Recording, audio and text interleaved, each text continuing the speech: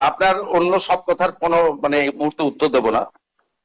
প্রথমত, আপনি বলেছেন মুখ্যমন্ত্রীর কাছে, সরকারের কাছে আবেদন করেছেন ঘর ছাড়াদের বাড়িতে ঢোকাতে হবে।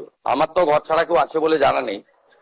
যদি যদি যদি যদি যদি কেউ ঘর ছাড়া থাকে, আপনি আপনি মাননীয় ডিজিপির কাছে তালিকা দেবেন, কিন্তু শর্ত একটাই, ওই ব্যক্তির বিরুদ্ধে 2021 সালে নির্বাচন পরবর্তী সন্ত্রাসের যে 12,500 এফআইআর হয়েছিল তার কোনো অভিযোগ নেই।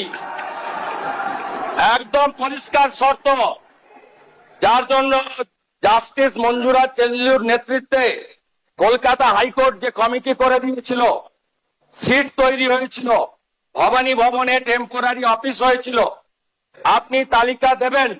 তার মধ্যে যদি সম্মানীয় রাজনৈতিক ব্যক্তিত্ব থাকে যাদের বিরুদ্ধে 2021 পোস্টপোল ভায়োলেন্সের অভিযোগ নেই, তাকে সসম্মানে এলাকার বিজেপির বিধায়ক এবং এসপি গিয়ে বাড়িতে ঢুকিয়ে দিয়ে আসবে। আর যদি 2021 পোস্টপোল ভায়োলেন্সের অভিযোগ থাকে, তাকে সরাসরি জেলে যেতে হবে।